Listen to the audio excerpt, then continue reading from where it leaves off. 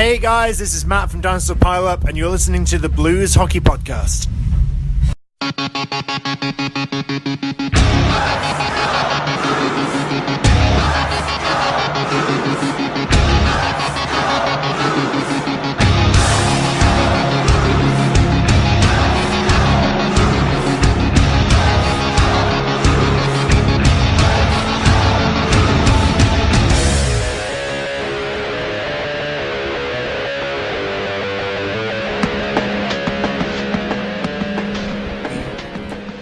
Welcome back to the Blues Hockey Podcast. I'm your host, Jason, along with Chris. Yo! And we got another co-host this week. We're international this week. Yeah, we take it over from England. Yeah, I'll bring the culture. There you go. Yeah, I'll bring the culture to it. So, Jamie. Yes. Thank you for being here. No problem at all. Thank you for having me. Okay, so Jamie is from, you got to clue me in. Just remember, he's in England. That's very broad. I just want to name it a little, par down a little better. So you're from? I am from a town called Sheffield in the county of Yorkshire. So northern England. North of England. Okay. I'll get third date friendly with your mic there. Just like. Oh, is it? Yeah. There you go. Very good. Perfect. Sorry. So that's how I say it. So anyway, no, it's fine. So sorry, we're not high class mics. We have to have cheap mics. Right. So we got to be right up on. What's our budget? Are we still in the red? No, we're in the black. Believe it or not. We're in the black. We have a budget. But we can't buy any mics. Oh, okay. That's way too. Way too expensive. Still mics. Yeah. Basically, we're buying coffee. Yeah, which you're the coffee that was paid for by you. So Perfect. Thank you for that. So we have one kind of crap game to talk about. Yep. And the reason Jamie's with us this week, so Jamie got to experience not only St. Louis Blues game for the first time, but a hockey game for the first time. First NHL game, and talk about getting thrown into a great one of the best rivalries in all of the game, which is St. Louis and Chicago. I think we do have. It's like where I live in Sheffield, the Sheffield Steelers are the winningest hockey team in British ice hockey. Yeah, because Cam Jansen played for one team. I want to say Sheffield, possibly. Let me do some Googling. The most infamous ones like Sheffield Steelers, right. Nottingham Panthers. That's it. That's who he played for. He played for Nottingham Panthers. Well, Nottingham Panthers is only an hour away. Okay, but so like I say, from North England to South England is only 4 hours. But that was the rivalry between the two biggest teams in British ice hockey. Sheffield Steelers and the Nottingham Panthers. So one of the players used to play for the Blues and actually from St. Louis, Cam Jansen. After he did not land a contract here, he signed with the Nottingham Panthers and they won the title. I want to say 3 years ago now. They won the championship. I want to say. Oh wow! Right. Yeah. So he was on the team, not the captain. I want to say, but he done anyway. So a little trivia there. So. That's where we're going to kind of take this podcast compared to the usual, hey, this guy scored and this what happened. The quick backstory is we all know each other from the game Destiny. Yeah. I met Jamie, 3 years ago at this point online? Yeah. And then you and I had been playing for a while. We're all in the same online clan. Mm-hmm. And a fledgling friendship. Yeah. We've just kind of stayed in touch and we play online all the time. And so Jamie came over. We're actually, the purpose of the trip is we're going to Elton John later in the week.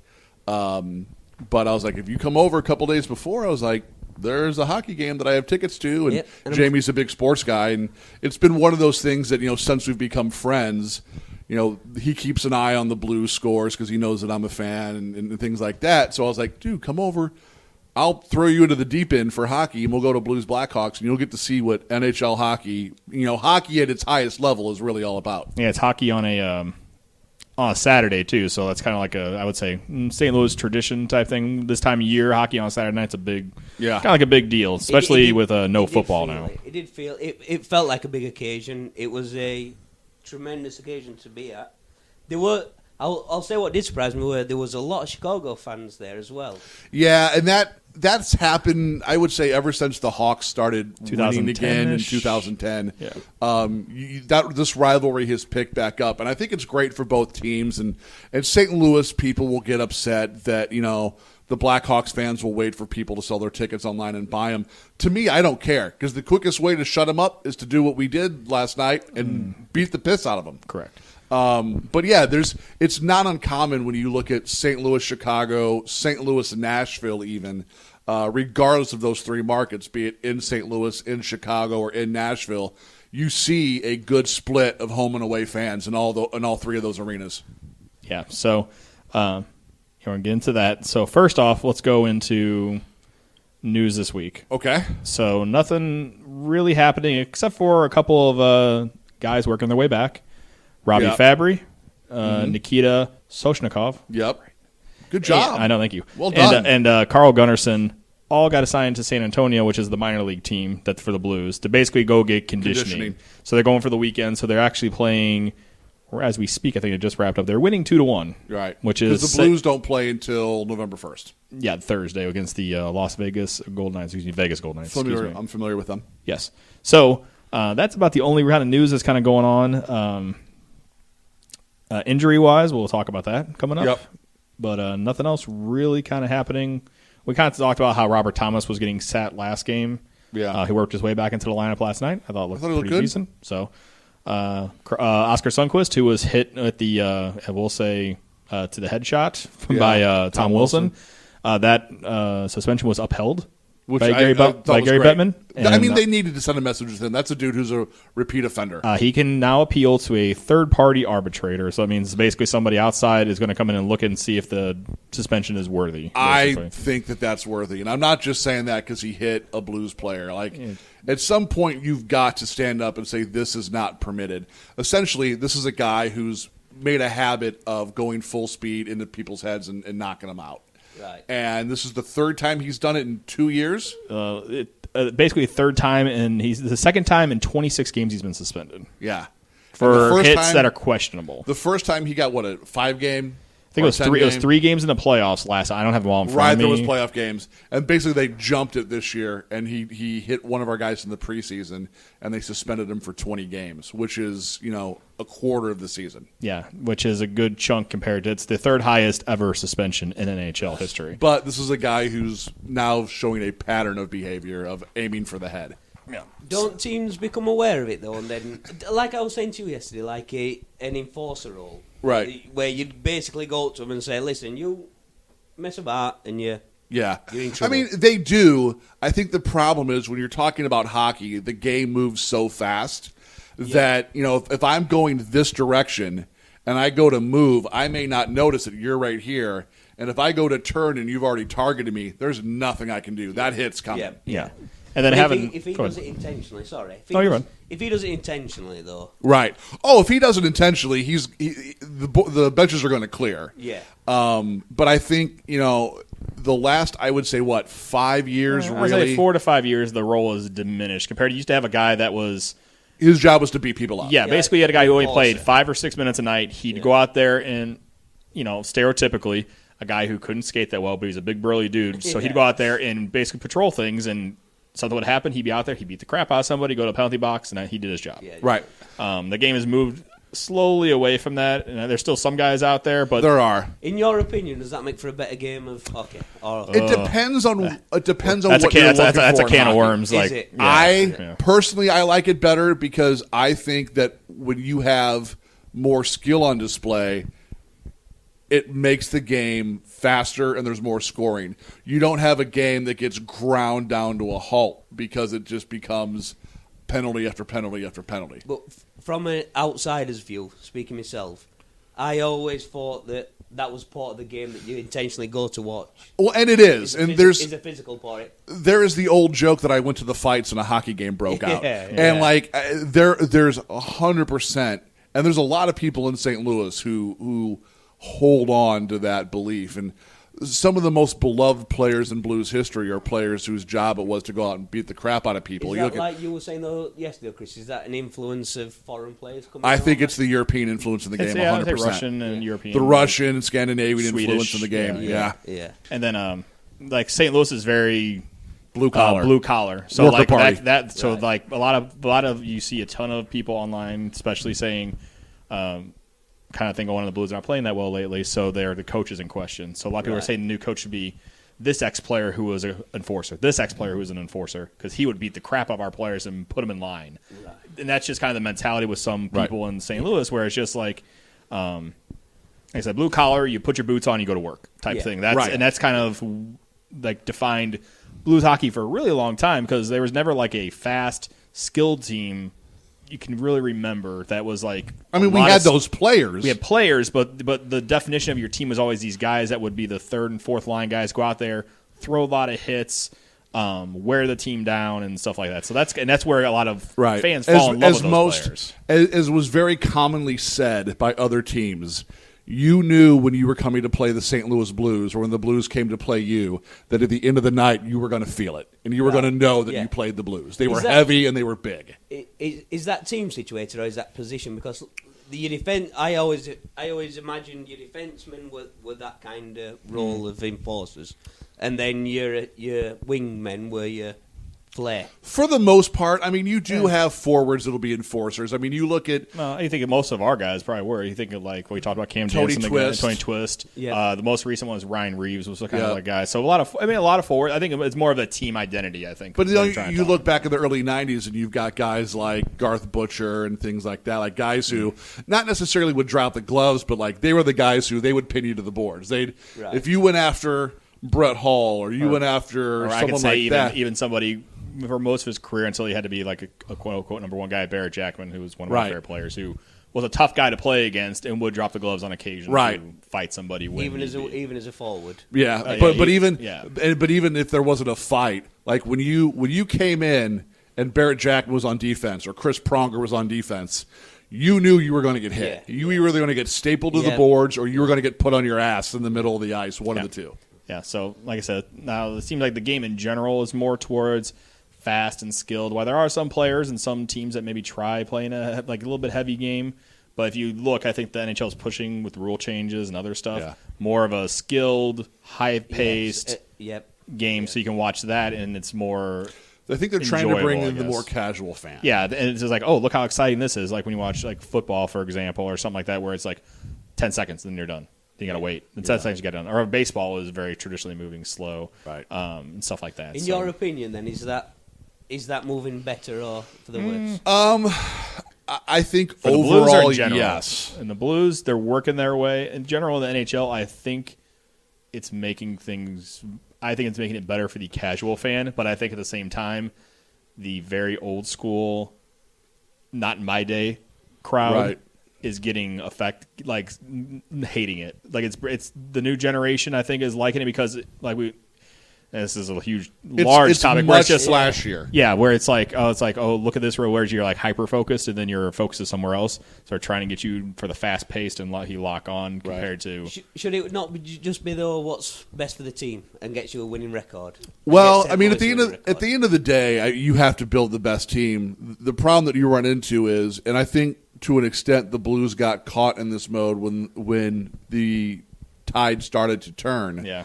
Was when you have a heavy and slow team, that's fine, but you can't hit what you can't catch. Exactly, yeah. And so, a lot of these teams have been forced to change their philosophy because they were just legitimately being skated in circles around. Yeah. Right. So it's been an interesting transition for probably the last handful of years. I would say the Blues have continued to evolve over the last decade. Yeah. I would say that the last 3 years have been the most change. Ever since Hitchcock has been gone, that's when our last coach. They changed coaches. He was a very old school. He's in his 60s, I believe, when they let him go. Yep.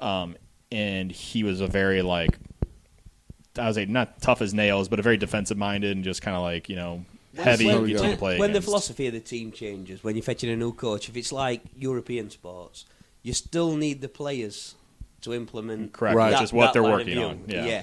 So you've got to get the players in to change their style Agreed. to what the coach is after.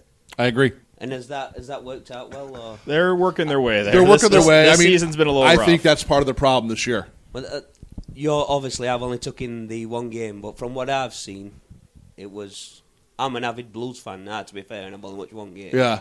I'll be an overseas fan. Well, you saw probably the best game of the year. Yeah, which is good. At least you got to see the game 10. But what you got to see was a very angry and pissed off Blues team going, right, we're better than this. It's time to show it. Yeah. So it worked out great. So we'll get into the not great game. Oh, God, first. The game so before the Blues played against the Columbus Blue Jackets earlier in the week. Do you want to say they played against them? I mean, they were there. They I showed don't know up. If they played. They showed up. Correct. It started out pretty great. So Vladimir Tarasenko got his third of the year from O'Reilly and Maroon at the 426 mark on the power play. So power play looks good. Power play looks great. So that's good. At least we got that going. We've talked about this before that, there's been years before where the power play has been fantastic and then trails off. Last year it was dead in the water from the jump and never got any better. And they've so far, knock on wood, we're 10 games into the season. That seems to have fixed it because, it's scoring at a decent clip now. Yeah, so the Blues, they really looked great for a while. So Jaden Schwartz gets his first of the year finally. Thank God. From Braden Shen stole it on the left side. Passed it to Braden him. Shen has been coming on the last week or so. Yeah, and so halfway through the period, the Blues are up 2-0. Everything's good. And then the defensive collapse happens. Right. Stop me if you've heard this before. The Blues blow a 2-goal lead. So Boone Jenner gets his second of the year. Best name in hockey. Probably. I have to think about it, but that's a pretty solid name, though. Because it's only one of the few that you can pronounce. Right. Is that why? Boone Jenner. That is a straight hockey. That is a hockey That name. guy is either playing hockey or boxing, one of the two. Yeah, so he gets his second from Murray and Werenski. 2-1 after one. You're thinking, okay, they held on, but, didn't look great. Unfortunately, the second period is where it started to fall apart. Oh, jeez. Anthony Duclair gets his third of the year from Borkstrom and Harrington at the 2-minute mark. So you're already 2 minutes into the period, and it's already blown. But wait, there's more. And then Boone Jenner once again gets a goal here, his third of the year. So you're like, okay, well, that's fine. Let's see how it goes. But wait, there's more. So more Columbus goals. It's like you don't even want to talk about it because it just gets like it gets bad, crappier and crappier. And so I just said this is the third goal. So the third goal happens here, and then the fourth goal. Did you watch this game? Right? Oh, I watched it. Did you see anything like any of these goals in your head? What do you think? Like anything on Jake Allen here, or are you thinking defensive coverage? Look, I'm not going to make excuses for Jake Allen. He's got to make the saves. But at the same time, man, our defense couldn't stop a sneeze. Like, they just couldn't. They were to say that the Blues defense was inept would be to call the Atlantic Ocean damp. And it's not just one guy. It's not just Jay Bouwmeester. It's Bouwmeester. It's Pietrangelo. It's all of them. They're all making terrible mistakes. They're all not looking where they're throwing the puck. They're turning it over right in the slot. And, yes, there's shots that Jake should probably make the save. But at the same time, there's a lot of those where if I'm the goalie, I'm just assuming, all right, our defense is going to clear the puck. I can, take a breath and relax. And then you can't. And I guess at some point it's on Jake to be like, it's not out until it's out and always be ready.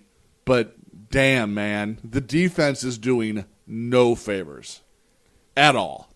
Yeah, so the fourth goal happens from, I believe this is the one that, Seth Jones scored his first of the year. Yep, Seth Jones. Yes, I know. I had to get that one there. So I'm not going to go through the rest here because it kind of just fell apart after this. I turned it off at 7-3. Yeah, so Blues didn't really do much here after this. Chad Johnson comes in and say what you want, but he didn't do that good either. So Steen gets a goal here. Sanford gets a garbage goal near the end to make it 7-4. Yeah. I'm not going to get into the rest of it because it was just a cluster F at the end of the day. It was bad. It was as bad as some of these losses has been, as bad as opening night was, as bad as a couple of these games where they've had leads and lost, like Montreal. This was by far, I think, the worst game that the Blues have played all season. And there was a lot of where they had a closed-door meeting right after this game. It's about time. And the media didn't get in for almost a half hour after the game, which is really unusual. Now, the one thing I didn't see was this a players-only closed door? No, Mike Yeo was there. He did reveal that he was there. So, and Tarasenko was fired up about it. Which is great, man. He basically said, he actually cussed, which was an interesting, hockey players, I don't know, maybe you can help me with, over in England versus, soccer or anything else like that. They always get very, canned answers. They're very just we got to play better.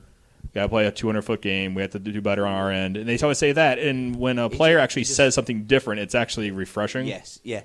When you go back to a players-only meeting, as a sports fan, I feel like when I see NFL highlights and whatnot, and the 30 for 30s, the America's games and stuff like that, when you say we had a players' meeting, I don't see how that can encourage a team when you're leaving the coach out that has to pick and influence things. I don't see how that. I agree. You. Yeah, it should be from the tea lady, is what we refer to, the tea lady who makes the tea and cups of tea, and to the kit man, all the way up to the general manager. If things are going wrong, bring the organization in. Yeah, everybody should know about it. Yeah, the players, it stands with the players because they actually do their job on the field or on the ice. But everybody, something's going wrong. I agree with that. From what you're talking about to the previous match, to the match that I saw, it's like chalk and cheese. It is, 100%. What I saw, St. Louis Blues looked dominant. They were fantastic and all that. Defence were a bit suspect. Which has been a problem. But I feel like that if you're ever going to feel like your club's never going to lose, you're delusional. Right. They're always going to lose a game. Your team's always going to lose a game. You're going to concede.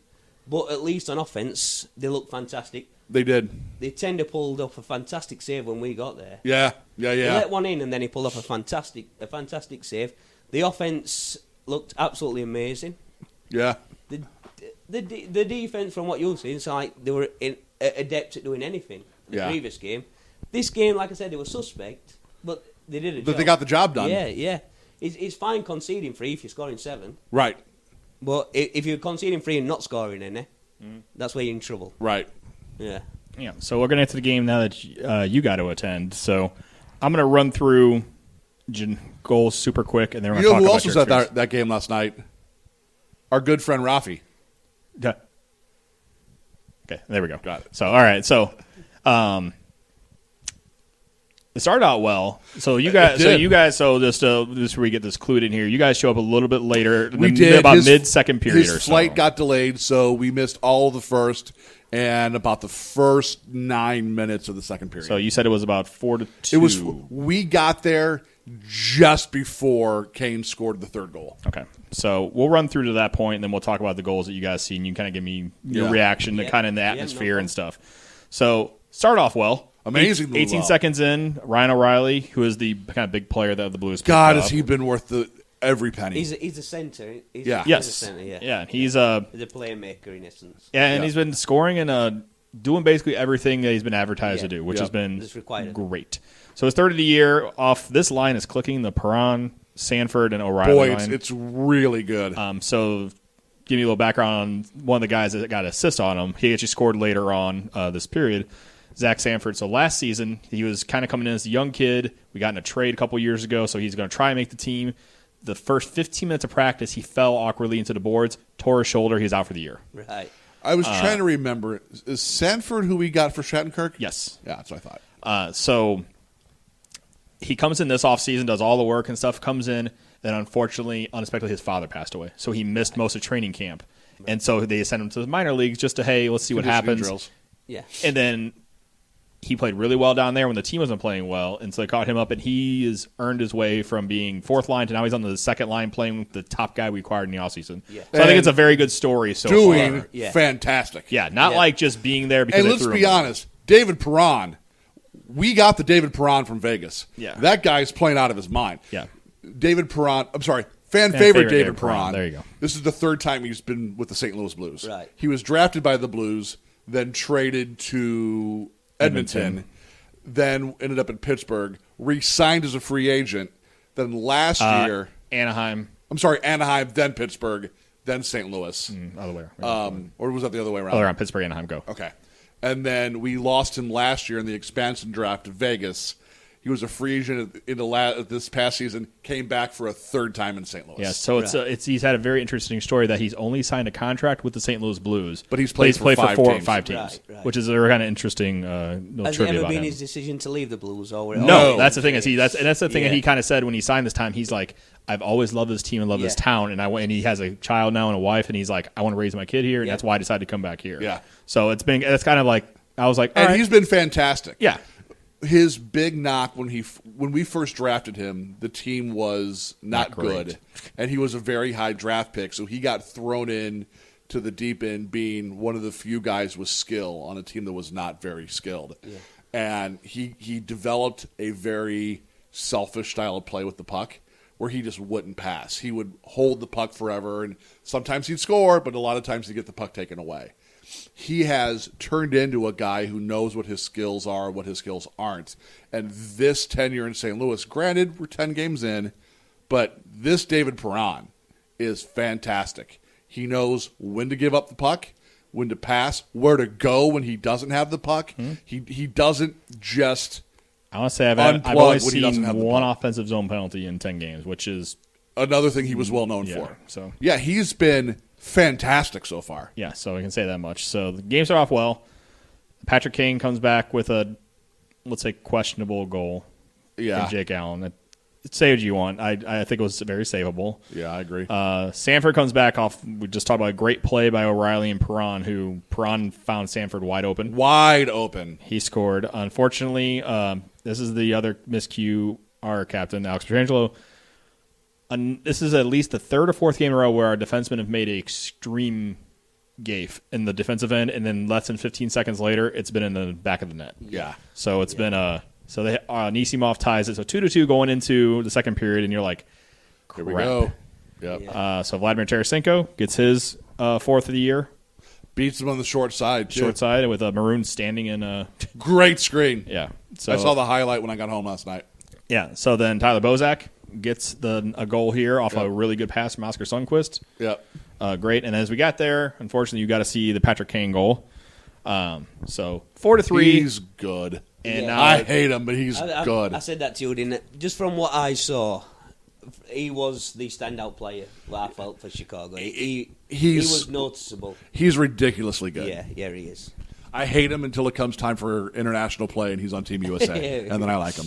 Yeah, so the fun fact about Patrick Kane, so the Blues that year had 3 first-round picks. Right. They offered him to Chicago for that number 1 pick to draft him, and Chicago said no. And they took him, and the Blues wound up taking one of the pick was David Perron, actually. Right. So it's kind of funny that he was possibly could have been a St. Louis Blues to a degree. But they obviously said no real quick, but the Blues tried, which is interesting. I would say at one point, the 3 big guys on Chicago all could have been Blues. When you look at the fact that the Blues passed on the fact they could have had Jonathan Toews over Eric Johnson, and they had T.J. Oshie in the system, who was Toews' line mate in college. North Dakota. Whose place would they be taking in the Blues starting line in the Blues line? Man, that's a great question. Who knows? The O'Reilly thing never would have happened if we had probably. Yeah, well, that's what I say. And then they also have the opportunity to get a guy who's no longer in Chicago anymore, but Artemi Panarin. Yeah, who was in Columbus, who scored on us probably. But he is Vladimir Tarasenko's friend, and Tarasenko turned to the GM on him and was like, "You need to get this guy." Yeah.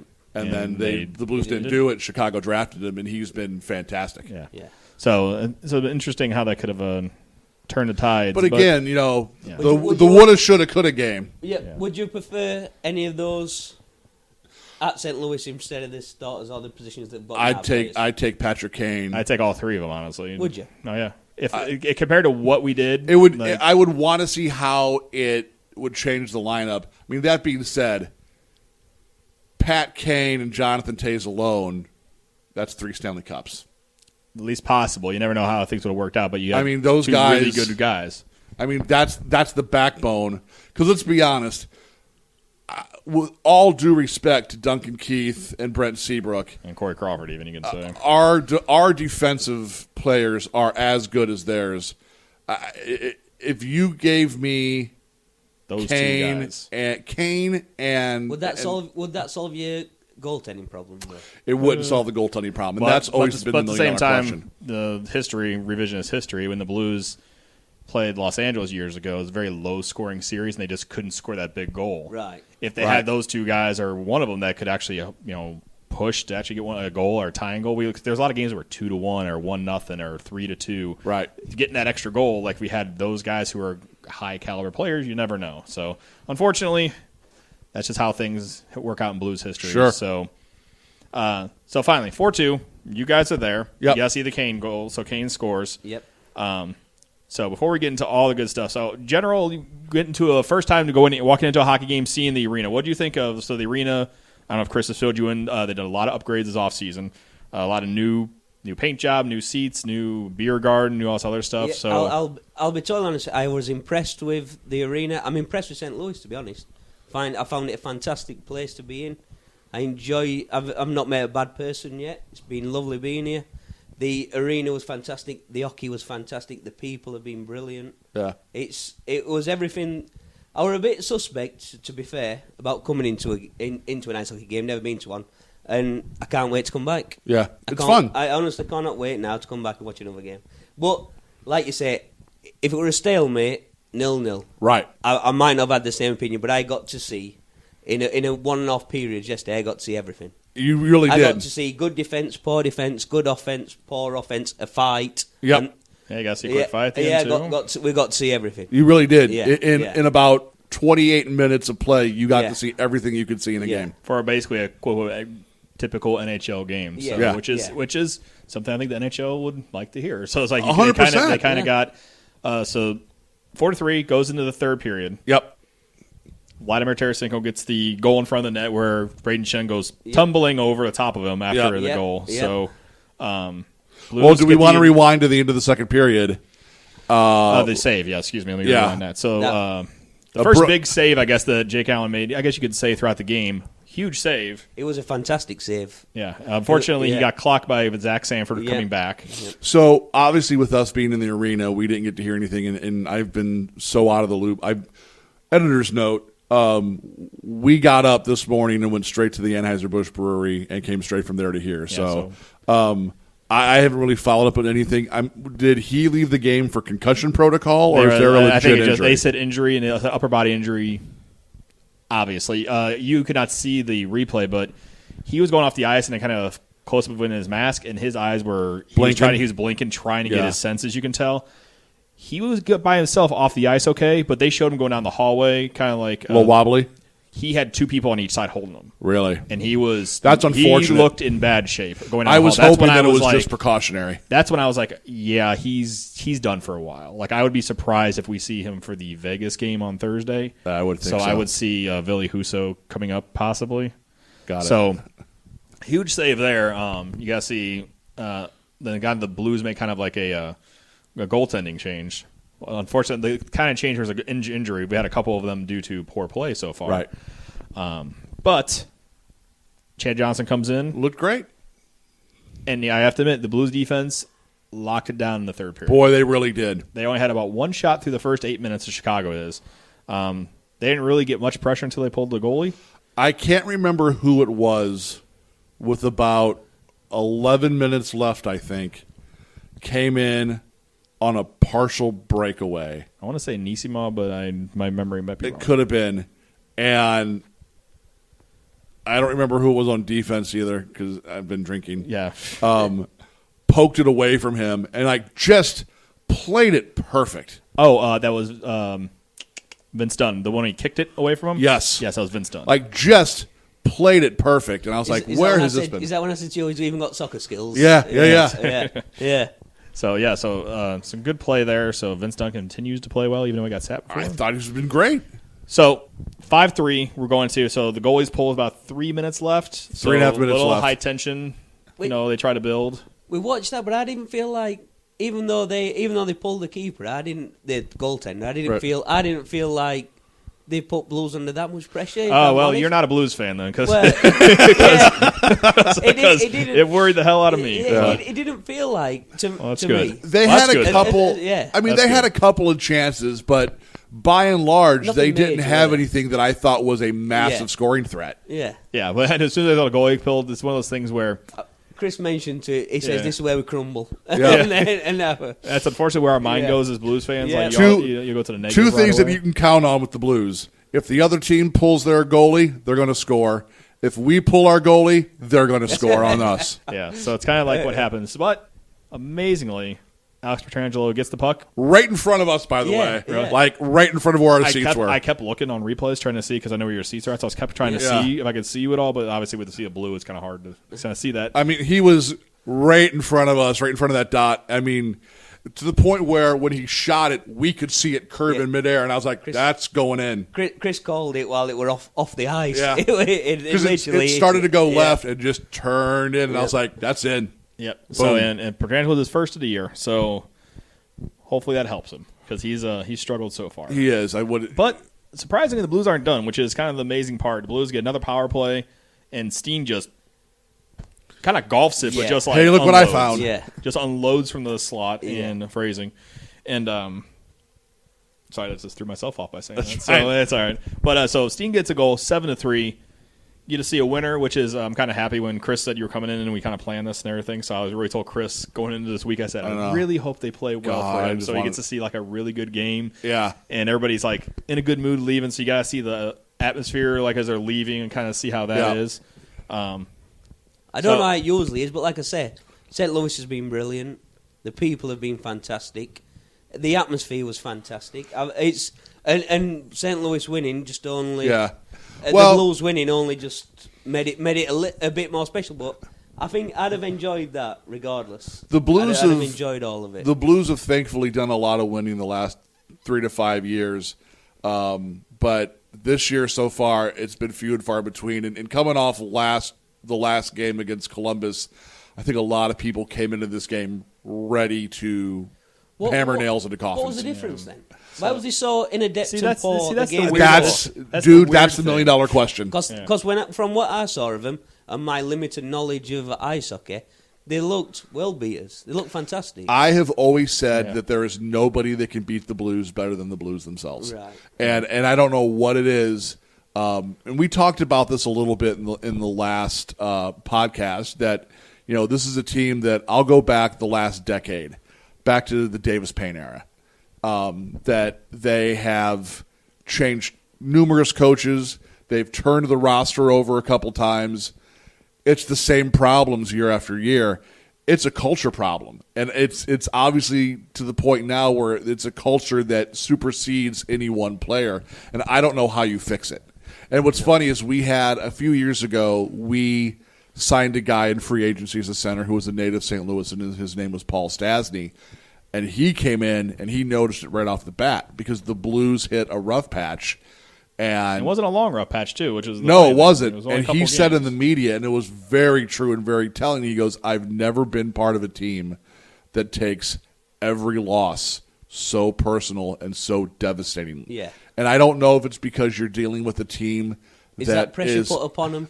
It is, and I think the pressure comes from you're dealing with a franchise that is 52 years old at this point, has never won a championship.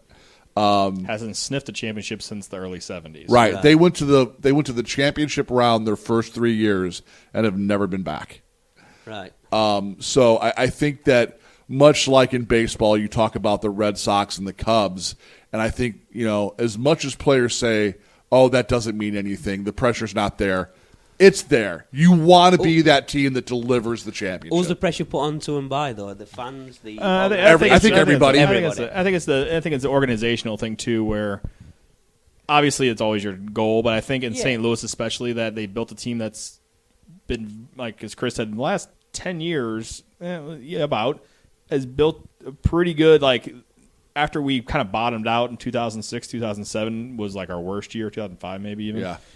That was our worst year as a franchise, and the year I worked down there, which was great. So, well, and to go even further back than that, this was a franchise that, until recently, when it got broke by one season, held the pro sports record for most consecutive years making the playoffs at 24 years in a row. Mm-hmm. With no championships to show for it. So it's like you're always that team. We're always that team that's in, but never got past maybe the first or second round. Always the bridesmaids, never the bride. Yeah, correct. Exactly. Yeah. So, and we always seem in recent history. I would say the last 6-7 years, it seemed like we would always get matched up in the first round with the team that would win the whole damn thing. Right. Like 2 years in a row, we lost to Chicago when they buzzsawed their way through the championships. Right. The next 2 years, the Los Angeles Kings just blew by us. Right. So it was like we can't even say that we lost to teams that were crappy and bowed out. We always ended up pulling the card of the team that was just on a mission from God. And at some point you're like, well, when is it our turn? Yeah. So there's a couple years ago we thought it was there. We got to the conference final. 2015, I think, was the year. Yeah. So it was close, but not close enough. So at least you guys see a winner. So can St. Louis, can they attract the top players? Well, that is a question that is of much debate right now. I think winning cures all your woes. And I think if you have a winning product and a winning franchise, you're going to attract top players. There are some people that say because St. Louis isn't an L.A., because it's not a New York, because it's not a Chicago or even a Dallas, that, you know, the players nowadays care just as much about the city they live in as they do the team they play for. And I think there is merit to that. But I also think you look at the St. Louis Cardinals from the baseball side, that team has no problems attracting free agents. Now, granted, they missed on 2 of them this year. Recent years, but overall, they've always be able to get like that guy that would push them to the championship. And you know, you look at the Blues, and it's not like the Blues roster through history is not dotted with amazing players. I mean, we've had probably, if you look at a couple of years ago in the NHL, their 100th year anniversary, they had the top 100 players. If you look at it, I think they had like a good, I want to say 16 to 18 were like some form were on the Blues. It could have been a year, unfortunately 3 months. 32 games. 32 games for one Wayne player. Gretzky. Wayne Gretzky, probably the greatest player, ever. Martin Brodeur. Yeah, who played 7 games. So it's one of those things where we've had a lot of these Hall of Famers are really good guys and it just never panned out, or they've gone. Here's to other why I teams think St. Louis can attract it. Look at how many former players, when they're done playing, come back and put up permanent residency in St. Louis. Yeah. Chris Pronger is a native Canadian.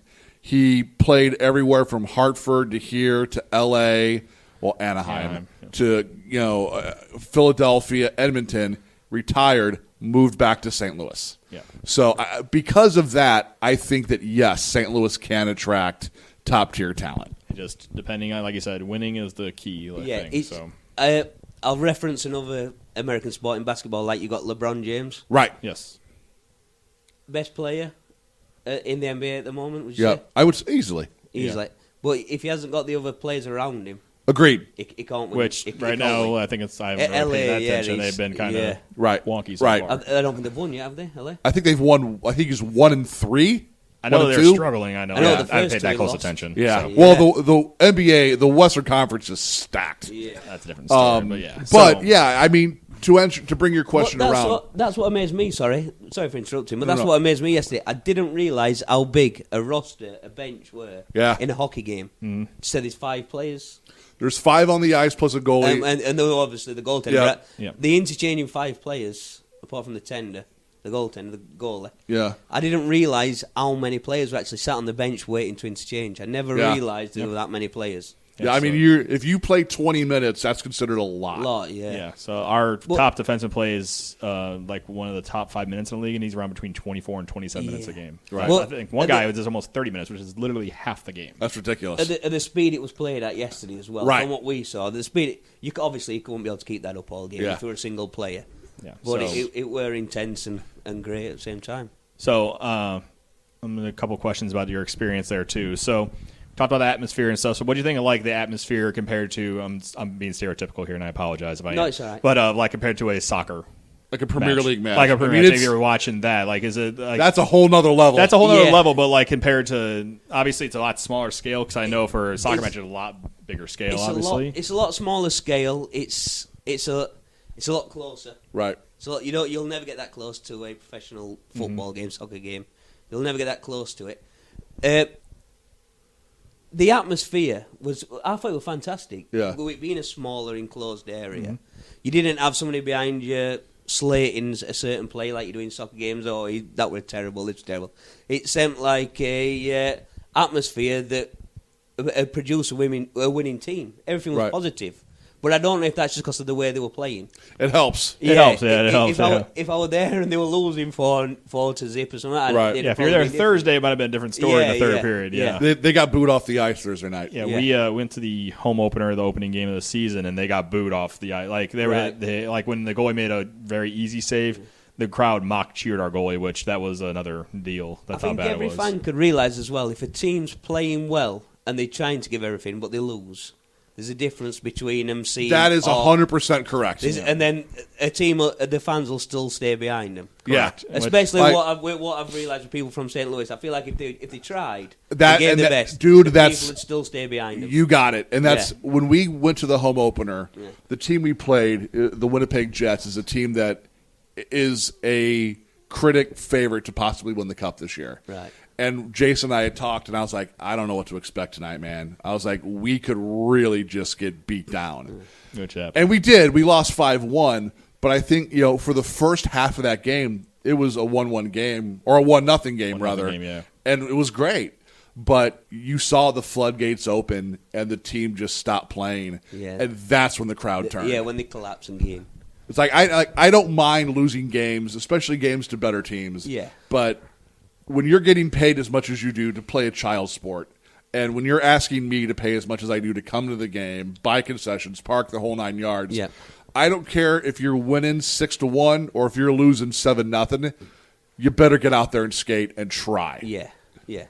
And I think fans react to that. 100% they do. And from what we saw, you could tell. And there seems to be there's a very big split amongst fans on if it's okay to boo when the team is playing bad. No, and I've always said I think it's 100% within your right. If your team is not playing well and your team is not trying, damn it, boo them. Yeah. That's the only thing you really have as a fan to express your discontent. Yeah, if I feel like if they're getting beat, if a team's getting beat, especially a team that I like and I follow, if the team that's beating them is just outclassing them in every aspect, what of are the you game, going to do? Yeah, fair enough, you beat us.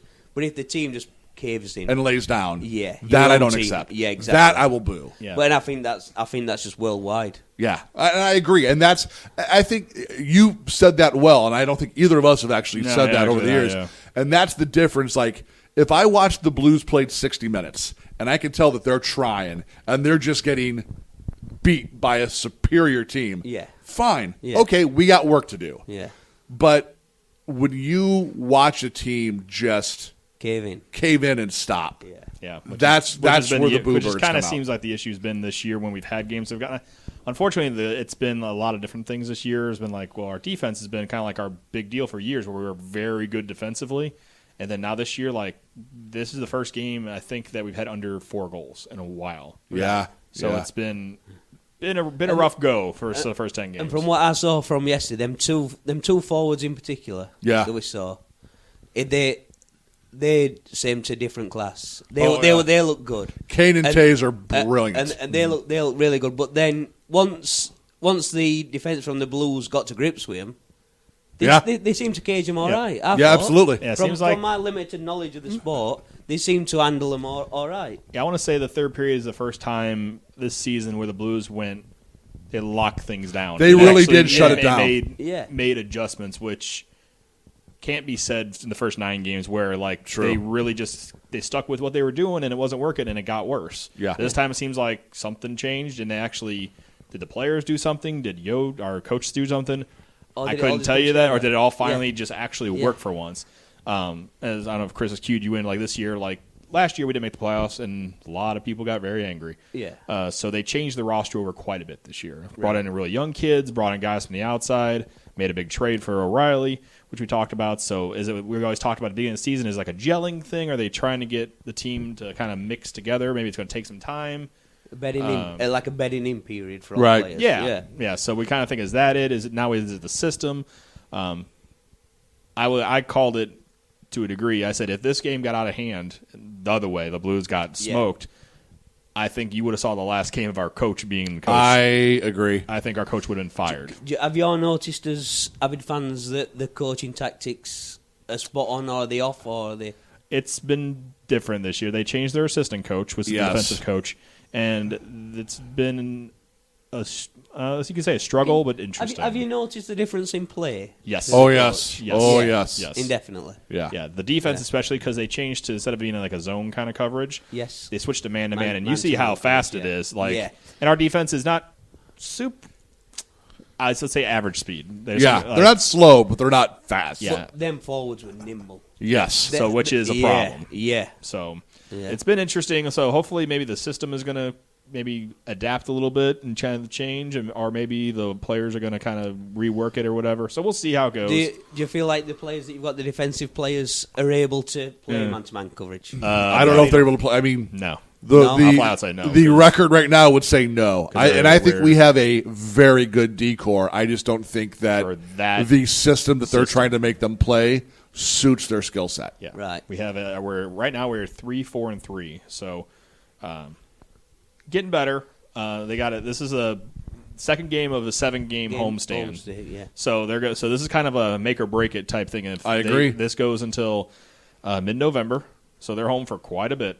So almost 2.5 weeks. Yep. So is there many teams coming in that's expected to steamroll them, or is there? It's a lot of good teams. Like Vegas is coming in Thursday night. Yeah, they went to the Minnesota Saturday, which is WWE night. Yeah, boy. So woo! There you go. I was waiting for it. Let's see. And Minnesota's actually in again. Is the last game of this homestand. I think Edmonton's mixed into it. So there's some teams that, and that's the thing nowadays with the conference they're in now. There's not really. Right now, we're kind of the team that's getting steamrolled lately. So a lot of teams that we're going to play are always going to be a step up, at least for right now. Yeah. And especially with our goalie. So Jake Allen is no status update as of tonight. We're recording on the 28th. Yep. Ville Husso was down in San Antonio today. So our big minor league goalie did not get called up yet, but they don't play for another couple days. Right. They don't play until Thursday. So something happened between now and then, maybe. They might be going with their backup goalie for time being, which. Tell me if you heard this before. Chad Johnson had to come in and spell a goalie when he got injured/hurt. I've heard this before. Yeah. So. Who gets a starting call then? Do you go to your minor league player that's playing constantly, or do you go to your backup that's in the team but not playing? So traditionally, you would go to your backup. Traditionally, because he's on the roster because he's more NHL ready. Right. I would say the only change that would be is if you have a minor league goalie, both goalies are struggling and want to say, well, this is occasion one got hurt. I didn't mean to cut you off about it. No, go ahead. But there was years ago when the NHL was locked out for part of the season. They came back. Both our goalies couldn't stop a beach ball. Right. So they called up our current goalie, who was the minor league goalie at the time, right. and he had to come in and kind of save the season for a while until our goalies reset themselves, and then they came back in and did very well. But there's occasions where the minor league goalie will get called up because they had no other options. Yeah. In this case, an injury happened, so they're probably going to go with the backup. I would say 9 times out of 10. Right. But a lot of games come up. You never know where they might have to sneak him in because, like I said, I don't think Allen looked that great going off the ice. Yeah, we didn't get to see it. So he went down the thing, and he had a guy on each arm. He was kind of holding him up as he went down the hallway. That's unfortunate. And it sucks, man. And there were a couple of tweets out there where people saying, "Well, I'm glad that he's out now," which is, come on, guys. Look, man, I'm never going to wish injury on anyone. Yeah, I mean, am I 100% happy with his play? No, but you don't want to see anyone get hurt. No, you don't. No. So next couple of games we got coming up. So Vegas on Thursday. Saturday, November 3rd, is the Minnesota Wild / WWE night. Which there we go. And then Carolina comes in. So some teams that are playing pretty well so far. So be a trying 3 games. We'll see. So we talked about this. W night's coming up. Chris will be in attendance.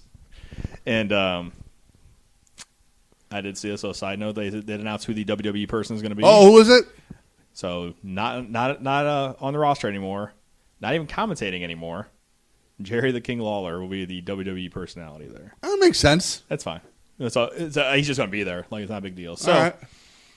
So, question: did you hear any woos there by chance? When you were there, hear people wooing by chance? Oh yeah, there was woos. Yes, no, maybe so. Like, how did you feel about it? Yeah, they had a. They did a big montage, and then the woos were pretty loud. They did a montage, didn't they? Would you say it's more than 5% of the crowd? I'd say it's more than 5% of the crowd. So did you like the woos or whatever? Yeah. Okay. It's all lads. You. All right, so that's 3. Deal. Yeah, he does. Okay. Yeah, so that's good. Yeah. So anyway, Jason likes him. As long as it adds to the atmosphere, and they don't do it. Thank you. That's the whole point. Yeah. Like, all right. So the Ric Flair woos in the crowd started last year. Sometime last year for some random reason. I don't know if they played a Ric Flair woo and it did it. So I don't know. There was somebody at a time that tried getting a tune going. Every Yeah, it didn't work. They were out of tune. So the woos have been highly divisive. You either love it or you hate it.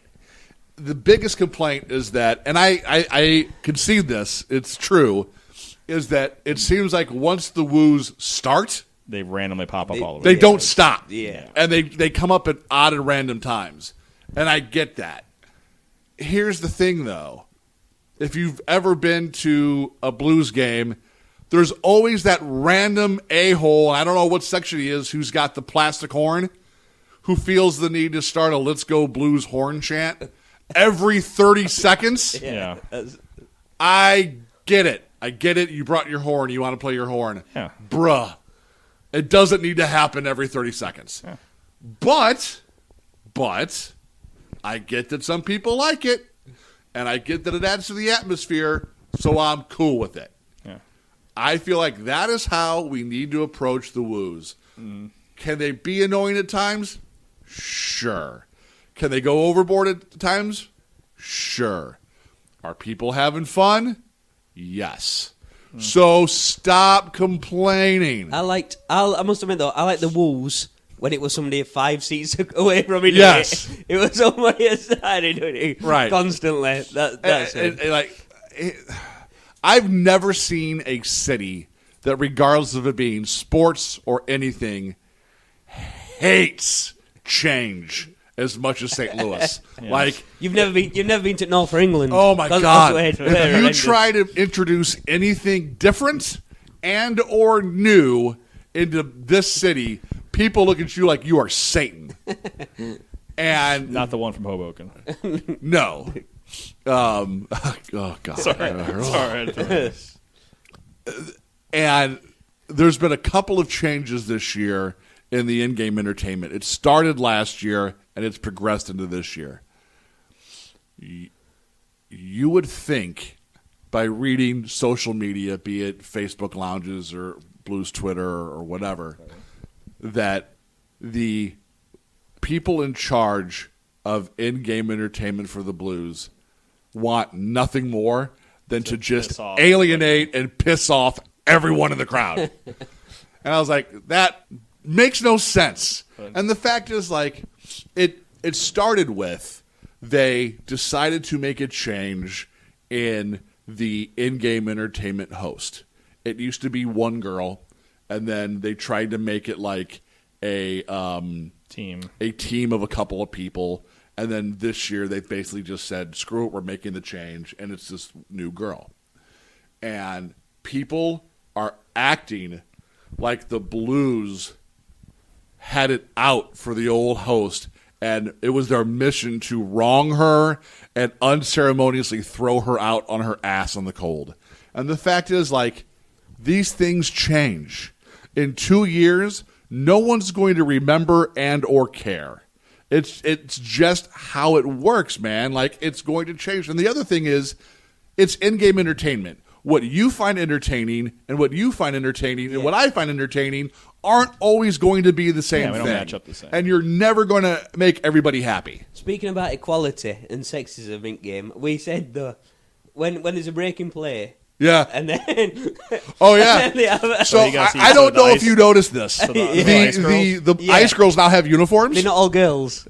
There's two dudes. Yeah. Those two dudes? And those two dudes are just out there in jeans and t-shirts. Yeah. And I was like, and I looked at Jamie and I was like, I really want there to be a meeting where they're like, listen, Jeff, if you're going to be on this team, you're going to wear the uniform. Put it on. Put it on. That's funny. Because there's eight girls in like skin-tight leotards and skirts, and then here comes Jeff in a t-shirt that says Blues Crew. Yeah. That's funny. We should have equality in the old way. That's right. Yeah, we try. So, good stuff. So, we'll start to wrap it up there. We're hitting about an hour here. So, cool. I don't want to keep you guys too long because it's late for you guys. So, and you had a long trip you've been probably running nonstop for about 36 hours now. I'm fine. I'm caffeined up. Yeah, you're caffeined up. So, thank you for your hospitality. No, and thank you for coming on. Me. Yeah. So, so we'll wrap it up there. So, if you get a hold of us on Twitter, it's at Blues Hockey NHL. Chris is at Hossapalooza. If you want to get us on Facebook, it's a Blues Hockey Podcast, or Instagram, which I'll post a couple podcast of Chris and Jamie talking, which they didn't see me taking pictures. It's like a creep. Sweet. So anyway, and that blueshockeypodcast.com. That's right, and also son. .net, and also .net. So let's see that, and if you want to get to download us, it's on iTunes, Spotify, Google Play, Stitcher, and YouTube. Yes. So we're a lot of places now. We are. So go ahead and We're subscribe. 1 week away from WWE night with all of our shirts. So we're going to talk about that. So I'm actually wearing the shirt now. So Jamie gets to see the shirt. I also gave you our other shirt that we had there. Thank you so much. So we got our both shirts on Glass Bangers.